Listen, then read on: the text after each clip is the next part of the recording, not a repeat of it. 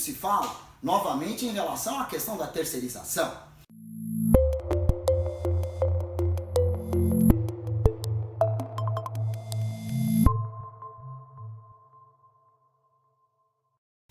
Bem-vindos de volta, turma. Vamos dar uma olhadinha agora a respeito de um tema bastante polêmico, que é a reforma trabalhista. Para que nós possamos nos aproximar desse tema de uma forma apropriada, vamos fazer um back histórico, vamos dar uma voltadinha na história e ver como é que surgiu toda essa questão. Os anos 40 eram marcados por uma efervescência mundial, onde basicamente três grandes regimes estavam se degladiando.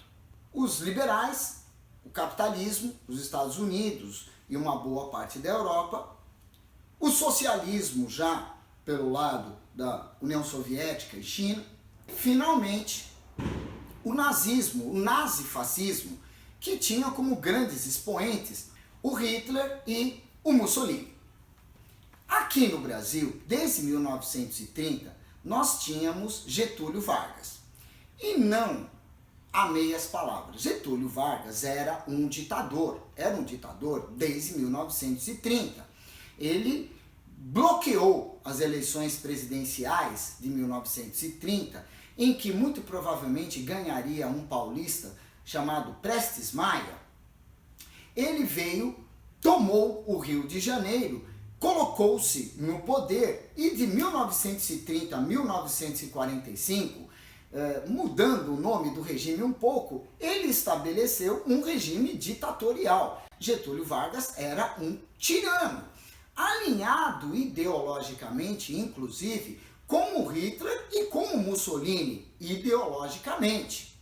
Porque, afinal de contas, tratava-se de uma pessoa que havia conseguido o Estado por um golpe, ou seja, era um Estado de fato, não era um Estado de direito. E o Estado de fato é a base do que a gente chama fascismo. Então, com rigor científico, nós podemos dizer que Getúlio Vargas era um fascista. Era um fascista, entretanto, esclarecido. Getúlio Vargas não era bobo nem nada. Naquele momento, o processo de industrialização do Brasil, que havia começado no final do século XIX, com a substituição das importações, é um processo que nós chamamos justamente de PSI, Processo de Substituição das Importações. Ele havia chegado num ponto culminante em que se verificava a falta de indústria de base no Brasil. O Brasil tinha indústria para produzir sabão, o Brasil tinha indústria para produzir tecidos, o Brasil tinha indústria para produzir óleo, para produzir cerveja, os produtos que a população consome, ou seja, ele realmente se desenvolveu, o processo de industrialização do Brasil, voltado para o mercado interno. Só que não havia máquinas para produzirem máquinas, não havia indústria pesada, não havia indústria de base. Getúlio Vargas tinha consciência disso. Naquele momento, entretanto, não havia uma pasta dentro do governo, como nós chamamos hoje o Ministério do Planejamento, que vai planejar a economia. Isso não existia. E muito se dizia a respeito do papel do governante, se era planejar a economia ou deixar a economia fluir naturalmente. Bom, Getúlio Vargas interviu. Através de um jogo de política internacional, ele ora se aproximava dos americanos, ora se aproximava dos italianos, principalmente de Mussolini, e nesse jogo todo, o Brasil foi retardando a sua entrada na Segunda Guerra Mundial, o que só deu em 1942. Nesse momento, nesse processo, logo depois do Brasil ter entrado na Segunda Guerra Mundial, Getúlio Vargas então chamou um grupo de intelectuais, juristas, estudiosos, para então se fazer uma consolidação das leis trabalhistas no Brasil. Naquele momento, em plena Segunda Guerra Mundial, com o Brasil optando por então se alinhar aos norte-americanos, se aliar ao Roosevelt, né, que veio inclusive para o Brasil, o Getúlio Vargas chamou Oscar Saraiva, Arnaldo Susequinde e uma série de outros grandes juristas da época e falou: queremos uma legislação trabalhista. O que então esses homens fizeram? Eles amealharam toda a legislação trabalhista do Brasil à época, em 1943, e deram um corpo para ela. Numeraram, organizaram, foram colocando num livro que se chamou então CLT. A população do Brasil era de 41 milhões de habitantes, com uma pirâmide etária que eu já mostrei para vocês em outro vídeo, perfeitamente triangular e até bastante escarpada, né? Cada família tinha em média 6 filhos naquela época e a expectativa de vida era de 45 anos. Da população, 70% era rural. O Brasil era quase todo analfabeto. 2/3 da população também eram analfabetos. A educação era um privilégio e as escolas públicas que existiam eram poucas. E para se entrar numa escola pública era quase necessário se fazer um vestibulinho, não havia vaga para todos. Então aquelas pessoas que tivessem habilidade para letras eram levadas para as escolas e o resto da população ficava realmente a Deus dará. Saneamento básico e outros temas como estes atuais, isso nem se pensava na época. Pois bem, por conta de sua origem desta forma, a CLT ela é um catadão. Eu peguei as leis dos ferroviários, eu peguei a lei dos bancários, eu peguei a lei dos jornalistas, eu peguei a lei dos químicos, dos professores. Foram se pegando as categorias profissionais mais fortes na época. Qualquer um que leia a CLT vai perceber coisas meio absurdas. Um monte, por exemplo, de disposições sobre ferroviários. E falar assim, mas ferroviário é uma categoria tão importante? Na época era. Aliás, para os anos 40, ao longo dos anos 50 também, o ferroviário era o que seria, por exemplo, o metalúrgico nos anos 80, ou como hoje é o pessoal de TI. É o top da profissão, a melhor categoria profissional para você poder trabalhar. Esses eram os ferroviários. Então na CLT tem um monte de coisa sobre ferroviário, mas vejam que consolidação significa reunião.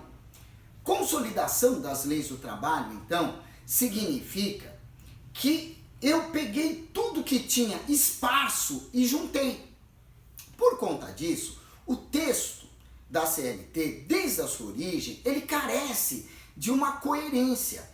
Existem várias disposições diferentes para várias categorias profissionais diferentes, o que bem reflete como deve ser o direito do trabalho, porque o direito do trabalho ele tem que se ater às peculiaridades, às características específicas de exercício de profissões diferentes.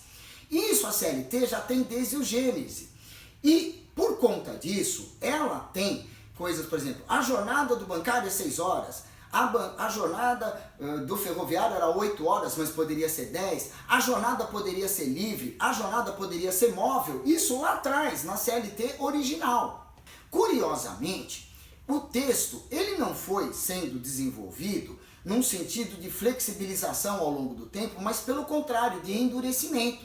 E mais ainda, de endurecimento e estruturas rígidas que, mesmo obviamente necessárias as suas atualizações, não se fez nada a respeito. Então, ainda se encontra na CLT disposição a respeito de telegrafista. Telegrafista que usava código Morse, fazia uma coisa assim, ponto traço. A última transmissão de código Morse que teve no mundo, se eu não me engano, foi em 1992, 93, ou seja, em idos tempos, há mais de 20 anos. Ninguém mais sabe o que é isso, e não existe mais isso, mas ainda tem coisa na CLT a esse respeito. Por exemplo, em 1943 era uma coisa, hoje é completamente diferente. Em 1943, a telefonista ela falava diante de um painel com vários jacks que ela tinha que colocar as ligações. Então ela pegava uma linha aqui e falava, quer falar com quem? E aí colocava naquele jack, aquilo dava choque, quebrava as unhas, machucava os dedos, o pim, quando ela ligava aquilo, dava um tim no foninho dela que levava efetivamente à surdez profissional. Eu tive uma tia que trabalhou como telefonista da Votorantim muitos anos e ela foi ficando surda de um lado, isso nos anos 60, começo dos anos... Ela, pura e simplesmente, o que fez? Pegou e mudou para o outro lado. Aí ela tinha ficado surda desse e acabou ficando surda do outro. Mas era como as coisas aconteciam naquela época, efetivamente. A gente ficou atento a uma série de estruturas rígidas e, na verdade, bastante tolas, e não percebeu o que estava acontecendo do outro lado, como, por exemplo, essas pessoas ficando surdas. Uma legislação a respeito disso só foi aparecer no final dos anos 70, em 1978, mas a CLT, prevendo aquelas categorias profissionais em 1940, foi sendo mantida. Veja, 2 artigos básicos da CLT, o segundo e o terceiro. No artigo 2º, coloca-se a figura do empregador. Aqui, o empregador. Empregador é a empresa individual ou coletiva que, assumindo os riscos da atividade econômica, admite, assalaria e dirige a prestação pessoal de serviços.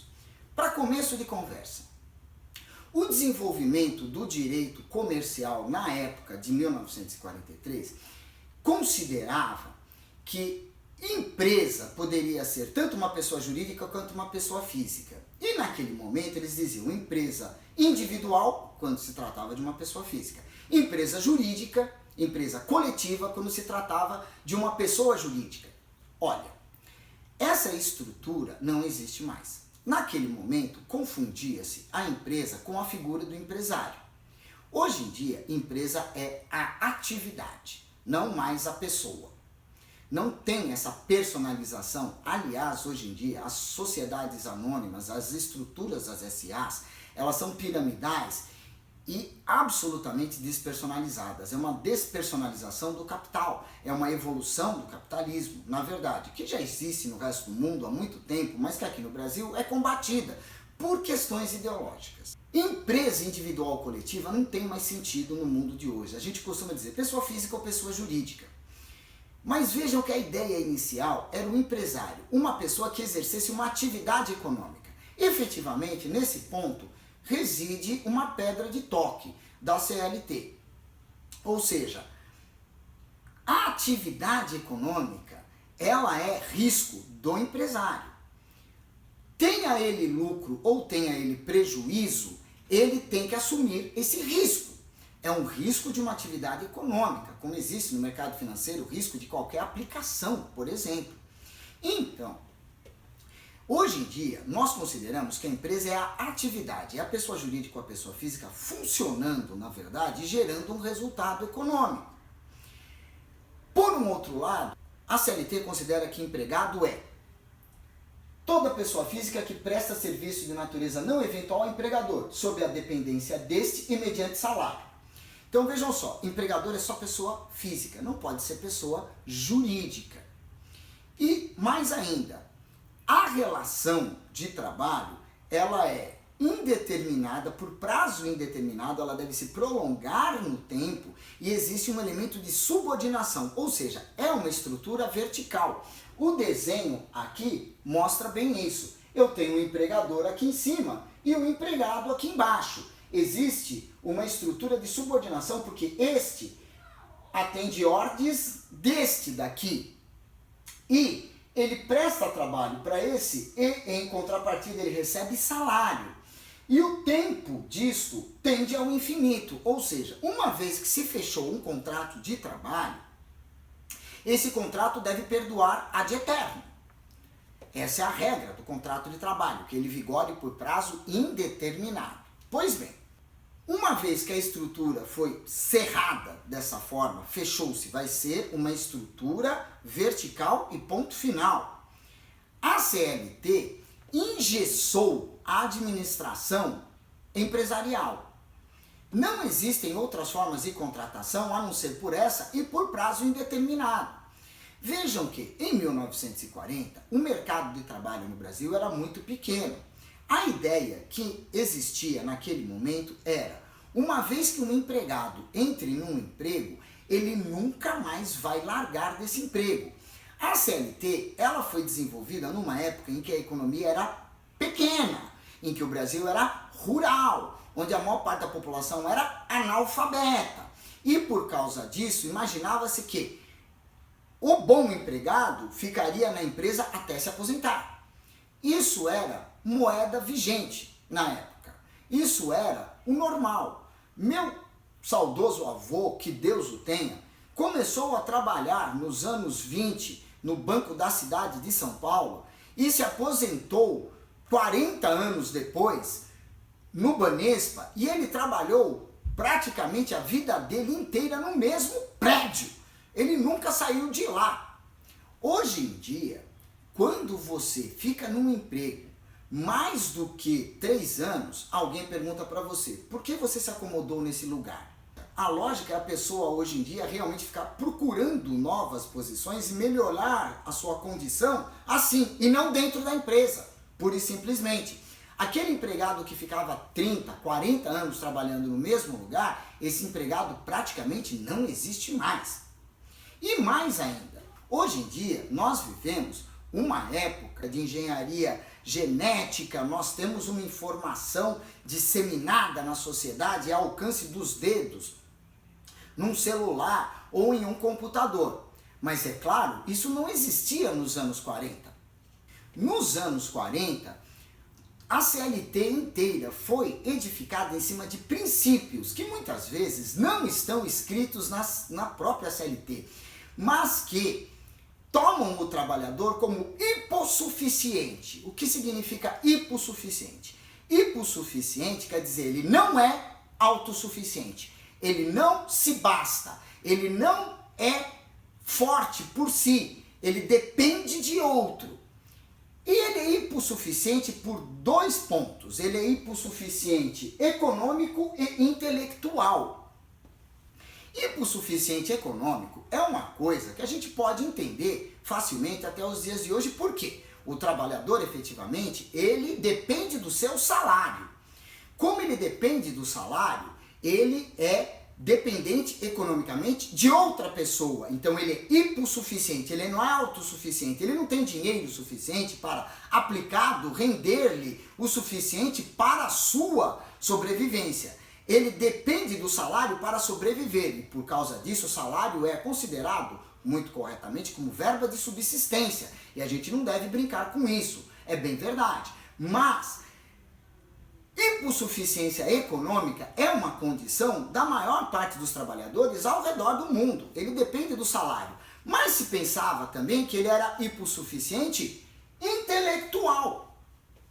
Isso é basicamente como dizer que o camarada não tem capacidade para entender com quem ele está contratando ou o que ele está contratando. Porque em 1940 eles estavam pensando no brasileiro rural e analfabeto. Esse era efetivamente hipossuficiente intelectual, que é uma forma elegante de dizer que o cara é burro, que o cara é fraco. Agora, hoje em dia, isso é praticamente um insulto. Uma pessoa que tem acesso à internet, que tem acesso a celular, que tem acesso a jornal, que tem acesso à televisão, e veja que em 1940 não tinha televisão, só tinha rádio. Uma pessoa dessas não pode ser considerada como hipossuficiente intelectual. Não que não os exista. Existem sim. Existem os hipossuficientes intelectuais. Eu tinha um cliente, vamos chamá-lo ficticiamente de Seu Jorge. O Seu Jorge, quando apareceu no meu escritório, em 2000, 2001, isso há quase 20 anos atrás, esse homem chegou e falou: doutor, eu não ganho só esta, eu ganho aviso breve, eles não me deram registro, eles não me pagaram nada, não me deram verba e ainda por cima não me deram figuetes. Eu, disfarçadamente, peguei a CLT, fui dar uma olhadinha no índice remissivo, assim, e de repente eu li FGTS. Aí falei, meu Deus, eu não sabia se eu tinha raiva dele ou de mim naquele momento de não perceber como que as pessoas tratam, né, o figuetes, né? Esse é o hipossuficiente intelectual. Esse é um exemplo de hipossuficiente intelectual. Ou seja, a CLT de 1943 considerava que o trabalhador era um jumento de óculos, uma pessoa que não enxergava 1 centímetro diante de si, que era hipossuficiente econômico, isso ele continua sendo, mas hipossuficiente intelectual, e isso ele não é mais.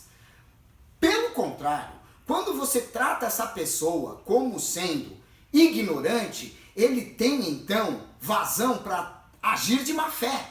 Por quê? Quando uma pessoa age de forma estúpida, a gente pode dizer, isso pode ser decorrente da ignorância dele, porque se não for da ignorância, há de ser da má fé. Ou em outras palavras, tratar o camarada como se fosse coitadinho pode gerar um oportunista, que então vai ficar com dozinha do pezinho dele que está doendo, etc e tal, então ele não pode trabalhar, e aí ele vai, por exemplo, no departamento médico da empresa, pura e simplesmente fala, olha, eu estou com dor no pé, você faz exame e não vê nada, mas eu continuo com dor. Como ele fala que ele continua com dor, a gente afasta esse cidadão. Gente, não estou dizendo que isso seja o padrão de comportamento, mas a partir do instante em que a pessoa percebe que ela tem uma vantagem comparativa, ela vende essa vantagem. E essa é uma vantagem comparativa muito grande para os trabalhadores. Essa história da hipossuficiência intelectual. O camarada, ele age como se não soubesse, mas sabe. De toda forma, é evidente que a CLT foi criada em 1943, eu volto a dizer. Isso é mais de 70 anos. É um cacareco cheio de artigos que já não têm mais existência, que foram, assim, revogados em bloco, bem como, por um outro lado, existem artigos A, B, C, você vai pegar 852A, 852B, 852C, quer dizer, não havia como mudar o texto, colocar mais artigos, aí você vai colocando A, B, C, D, E dentro dos próprios artigos. Eles são artigos que foram sendo intrujados ao longo do tempo na CLT, que é uma colcha de retalhos desde o momento inicial e foi ficando pior ao longo da sua existência. Então nós temos um texto incoerente, que carece de harmonia, que se refere aos anos 40, que considera que o trabalhador é um cidadão burro, basicamente, hipossuficiente intelectual, e que não tem condições de, por si, fazer um contrato que atenda aos seus interesses. Por um outro lado, hoje em dia, muito se fala, novamente, em relação à questão da terceirização. E o que quer dizer exatamente terceirização? Terceirização, ela surgiu nos Estados Unidos na época da guerra. É um processo pelo qual as empresas subcontratam outras empresas para realizar atividades periféricas e poder se concentrar no seu objetivo principal. Naquele momento, as indústrias de armamento precisavam se concentrar no desenvolvimento de armas, na tecnologia, na criação de novas tecnologias, e atividades como produções periféricas de munição ou de equipamentos afins, elas eram delegadas a outras empresas, enquanto aquela empresa se concentrava no seu objetivo. Basicamente, terceirização, ela significa então uma horizontalização das relações de trabalho. Nós tínhamos efetivamente no mundo, inclusive nos Estados Unidos até os anos 40, essa estrutura vertical. Empregador, empregado. O empregador era o dono do lojinha e o empregado era o empregado do lojinha. Então você falava, o senhor, seu Salinho, o senhor vai dar um dinheirinho para mim? Não, vou dar hoje não, tenho um gerente aqui agora. Era essa estrutura, um lojinha no 25 de março. Né? Uma lojinha, uma coisinha pequena, uma pequena indústria. Hoje em dia as coisas não são mais assim.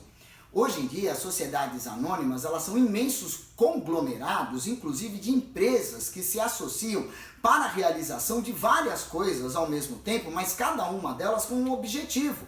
O que é, inclusive, a figura do grupo econômico, como nós vamos falar no momento posterior. A terceirização, entretanto, ela coloca na relação de trabalho, não na relação comercial entre empresas, ela coloca na relação de trabalho essa horizontalização. A empresa pode, então, se concentrar no seu objetivo principal e delegar tudo que for atividade periférica para outras empresas. No Brasil, a terceirização existe desde os anos 60. Já em 1967, nós já tínhamos estruturas terceirizantes, mas o assunto veio à baila, veio à tona mesmo, e houve uma grande discussão sobre isso nos anos 90, no governo desse camarada aqui, do Collor. Naquele momento, imaginou-se que a terceirização fosse ser uma panaceia, um remédio universal. Iria se resolver o problema trabalhista a respeito da inflexibilidade nas contratações. Aquele modelo puro e simples, vertical, empregador e empregado, já não se adaptava muito bem aos anos 90, quando despontavam as tecnologias novas e mais ainda, quando o próprio Collor estava abrindo a economia do Brasil. A gente não sabia o que era um carro importado até o governo do Collor. Não que eu seja fã dele, porque eu não sou, mas ele abriu a economia brasileira. Isso é verdade. Nós não sabíamos o que era produto importado antes do governo Collor.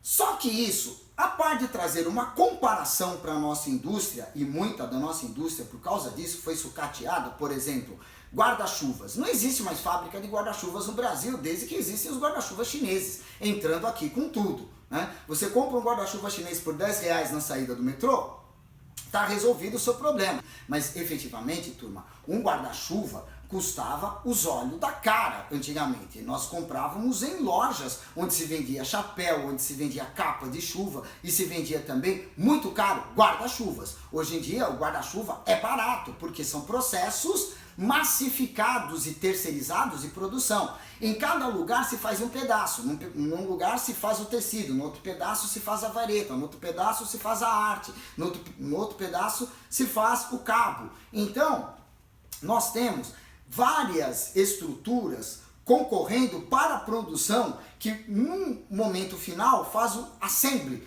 junta todos esses elementos e coloca no mercado. É assim que os chineses funcionam. Agora, a terceirização, ela pressupõe essa estrutura aqui. É uma estrutura triangular, como vocês podem ver. Nós temos um prestador de serviços. O prestador de serviços é quem mantém o vínculo empregatício com o trabalhador. Neste lado do triângulo, nós estamos vendo o vínculo empregatício. A prestação de serviços vai ser feita em prol de um tomador. Então eu tenho o trabalhador aqui em prol daquele tomador de serviços. Aqui é a relação do cotidiano. E entre o tomador de serviços, que é uma empresa geralmente, e o prestador, nós temos uma relação comercial entre empresas.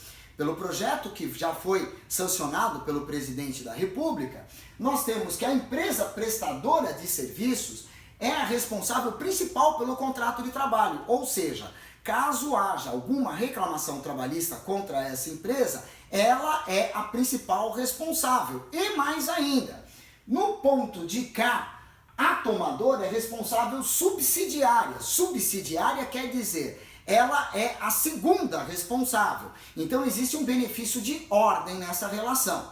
Se eu tiver alguma demanda trabalhista a respeito do meu contrato de trabalho, primeiro eu vou contra o meu empregador, que é a empresa prestadora. Se ele não pagar, então eu posso ir contra o tomador, que fica obrigado a pagar. Então primeiro este, depois este, numa reclamação trabalhista. Essa relação já existe desde os anos 90. Essa estrutura triangular e mais horizontalizada, como vocês podem ver, não é mais aquela estrutura rígida, bilateral. Essa estrutura já existe desde os anos 90. Só que, naquele momento, eles perceberam que isso daqui batia, quebrava a espinha dorsal da CLT.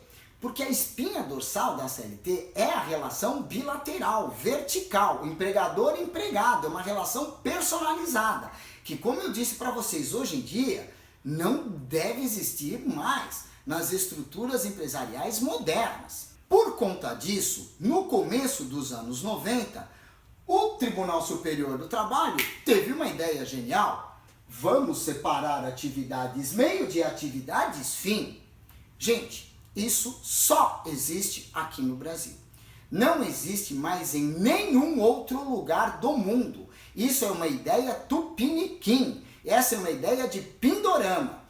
Como o TST, que são juristas efetivamente capacitados a entender o tema, perceberam o conflito lógico que existe entre a terceirização e a estrutura arcaica da CLT, eles falaram, gente, nós temos que dar um jeito de sustentar a estrutura da CLT. E então inventaram essa divisão entre atividade meio e atividade fim. A atividade fim é aquela que se identifica com o objeto social da empresa. Então, se eu sou uma indústria de autopeças, eu vou produzir essas autopeças com torneiros, fresadores, furadores, lixadores, acabamento. Todas essas atividades envolvidas diretamente na produção das autopeças, essas eu não posso terceirizar. Todas as outras atividades eu poderia terceirizar. Eu posso terceirizar a vigilância, eu posso terceirizar o serviço de portaria, eu posso terceirizar os serviços de contabilidade, eu posso terceirizar a cozinha, eu posso terceirizar a limpeza. Quando isso foi determinado, então, no começo dos anos 90, a separação entre a atividade fim, que é aquela que se identifica com o objeto social, e as atividades meio, como as que eu falei, vigilância, conservação, limpeza, que não se identificam com a atividade fim, que não se identificam com o objeto social da empresa, quando então se pôde fazer essa terceirização das atividades meio, surgiram um sem número de empresas no Brasil voltadas justamente para essas atividades. Gente, foi evidente o desenvolvimento empresarial e econômico do Brasil só com essa liberalização. Essa foi uma liberalização que o TST concedeu. É uma liberalizaçãozinha do processo. E com essa liberaçãozinha do processo, já surgiram várias empresas e um monte de gente hoje em dia está empregado nessas empresas, trabalha nessas empresas em conservação, vigilância, limpeza, portaria, manutenção de prédios, etc. e tal, que representaram um verdadeiro nicho no mercado e houve um boom nesse setor. Se nós pudéssemos liberalizar mais, o mesmo processo que aconteceu desde os anos 90 seria verificado em outras atividades. As empresas, então, poderiam se fixar no seu objetivo social, propriamente dito, e delegar outras atividades a outras empresas, como acontece no resto do mundo. No resto do mundo acontece o seguinte, a empresa que é produtora de autopeças, por exemplo, ela vai se fixar na sua produção de autopeças e fazer uma espinha dorsal a respeito dessa produção. Todo o demais, tudo aquilo que não exige um comprometimento com o objetivo da empresa é delegado para terceiros. Esse é um processo de horizontalização das relações de serviço. Hoje em dia, essa estrutura de subordinação, ela não deve existir mais, porque ela se funda num pressuposto extremamente perverso, que é o da hipossuficiência intelectual do trabalhador. Ou seja, que ele não tem capacidade de decidir, que ele não sabe o que ele está fazendo, que ele é fraquinho das ideias, ele é fraquinho de cabeça, então eu não posso delegar responsabilidade nem para esse trabalhador, na verdade, a não ser aquelas que estejam expressamente previstas no contrato de trabalho vertical, engessado. O mundo não é mais assim. O mundo é globalizado. O mundo é horizontal. As coisas são produzidas no mundo desta forma, de um país para outro. Pessoas com a cabeça retrógrada, pessoas com a cabeça que tem antolhos, como por exemplo um Donald Trump da vida, ou os sindicatos aqui no Brasil, essas pessoas querem a manutenção de estruturas arcaicas, ou pior ainda, o revival, ressuscitar estruturas que não existem mais, mas a troco do quê? Dizem eles, o Trump diz isso, né? Por exemplo, ressuscitar empregos. Esses empregos não existem mais. Nós temos que olhar daqui para diante. Você não pode navegar olhando para trás. Você tem que navegar olhando para frente. Você tem um espelho retrovisor que te dá uma ideia daquilo que você passou, mas você não navega olhando para trás, porque senão você vai bater em alguma coisa. É necessário o Brasil apontar para frente. A terceirização não é escravidão, não é nenhuma das barbaridades que os setores de esquerda, sindicatos e partidos de esquerda estão dizendo. Isso significa modernização, isso significa liberalização e, digo mais, se isso representa efetivamente a queda de estruturas socialistas, está acontecendo no Brasil com um atraso de mais de 25 anos, porque isso aconteceu no mundo em 1989, quando caiu o Muro de Berlim. Então não tem nada de errado com isso, e digo mais, a tendência, como aconteceu nos anos 90, é que as empresas então se desenvolvam, e as empresas se desenvolvendo, elas trazem emprego. Bom, turma, para um primeiro vídeo sobre esse tema da reforma trabalhista, eu acho que é o suficiente. Vou retomar o tema no próximo vídeo, que eu espero colocá-lo na quarta-feira para vocês. Até lá!